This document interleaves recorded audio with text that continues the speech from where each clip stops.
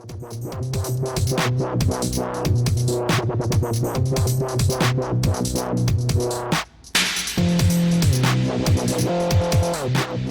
I hear the word vocoder, I usually think of robotic sounding vocals. Ableton's vocoder is a new take on the traditional vocoder and is capable of lots of other cool effects besides the singing robot. In this series, we're going to check out some of the other effects we can make with Live's vocoder. In the first video, we're going to use it to thicken up a snare with a noise component and give it a dubstep style vibe.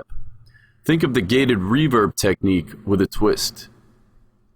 I have a track here with a few kick drums that I got from the Live 7 Legacy Live Pack. You could download this Live Pack from ableton.com. Now I'm going into my device browser and dragging in an empty drum rack. I'm going to go into my file browser and I'm dragging in this eSnare3.AF, which I also got from that same Live Pack. I'm going to make a copy of this snare by Alt or Option dragging. The reason I'm doing this is because I want one dry snare and then I want a copy of that snare with effects on it. I'm going to mute the copy for now. So I'm going to go up and fire off this drum track. And again, it's just very simple. Just a kick on the one. So I just double click to make a new MIDI clip in the snare track. I'm going to go in and draw some snares, and I'm just putting the snare on the 3. And so notice I have a hit for the original snare and a hit for the copy. So let me fire that off. So we just have a basic dubstep pattern right now. And I'm going to go into Live's device browser, and I'm going to drag a vocoder into the snare track. And you'll notice right now that the vocoder is already set to noise, and that's great, that's what we want. So I'm going over to my envelope section. I'm just going to turn up the depth a little bit. Alright, so I'm going to turn it up to about 140 or so. And this is just going to make our attack and our release controls a bit more sensitive. So let me hit playback and then we'll adjust the envelope settings. Alright, now you can hear the snare also has this extra noise component. And I want to lengthen that noise component a little bit to let it ring out a bit. So I could do that with this release control. Alright, so now we have a nice long noise component to the snare sound. So let's jump over to the carrier settings. And I'm just going to turn on enhance. And that's going to thicken and brighten up the sound a little bit.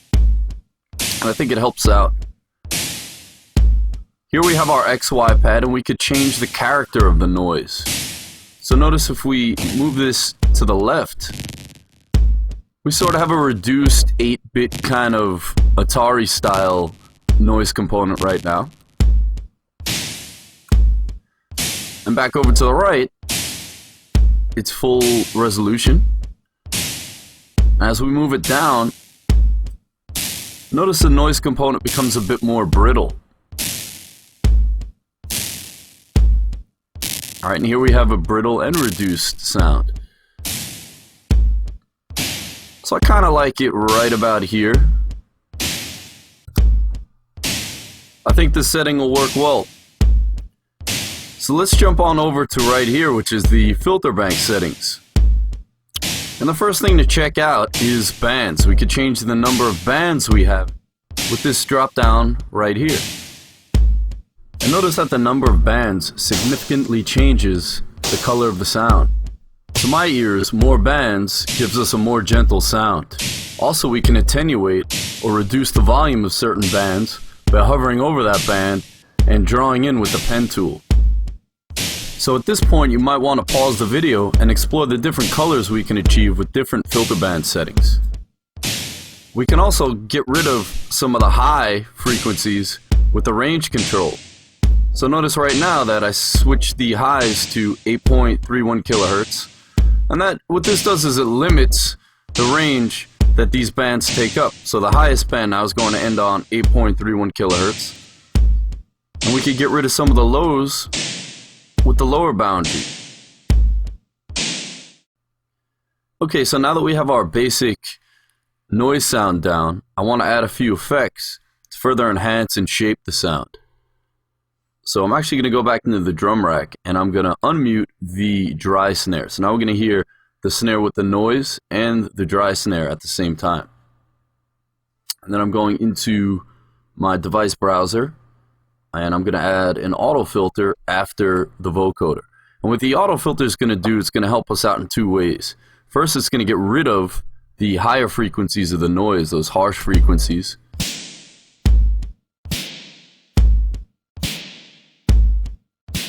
And we could also use it to add in a gentle filter sweep. An envelope value above 0 allows us to use the attack and release controls to shape the sweep. The higher the envelope value, the more sensitive the attack and the release settings will be.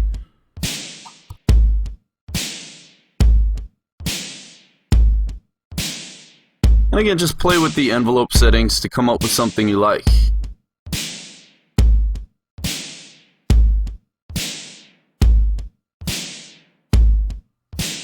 And I think that works for me. And now I'm going to go back into the browser and add a reverb. And the reverb is going to help smooth the noise out a bit. I'm just going to do a couple changes to the reverb. I think it's pretty much fine the way it is. But I'm just going to get rid of the high cut so all of the frequencies are processed by the reverb. And I'm just changing the decay time a little bit, just bumping it up to about 1.75 seconds. So the reverb takes a bit longer to fade out. And I'm just adding a little bit to the dry wet setting to make the reverb a bit more prominent in the sound. Now the last effect I'm going to put on here is probably the most important, which is the gate. And as you can hear, the gate is now cutting off the tail end of that noise. So it's no longer having the tail play out, it's now just cutting off the end of it and making it shorter. So the first thing I'm going to do is turn this control right here down to negative infinity.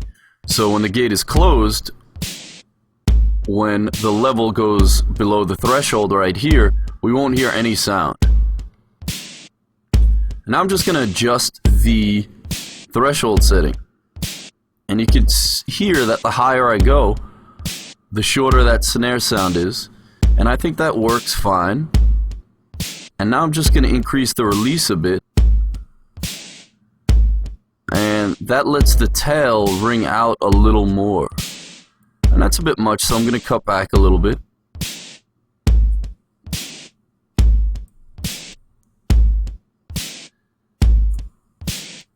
And I think that lets it fade out, not too gently, but not too quick. And final thing I'm going to do is just go back and just increase the threshold a little bit.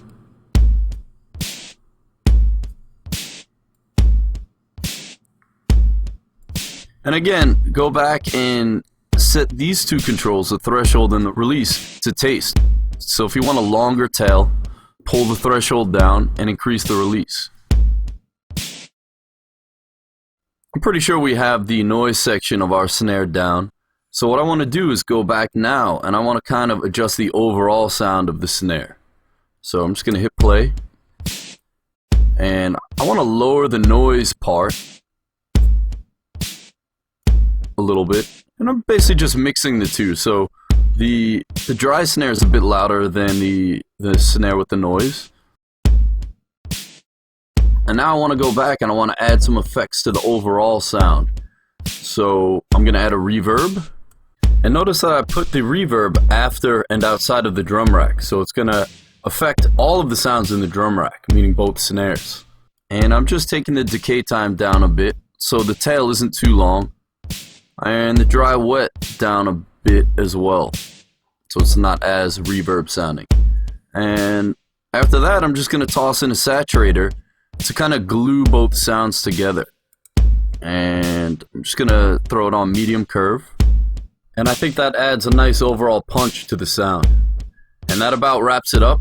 So thanks for checking this out. Be sure to check out dubspot.com for more production tutorials and tips. Thanks a lot. Take care.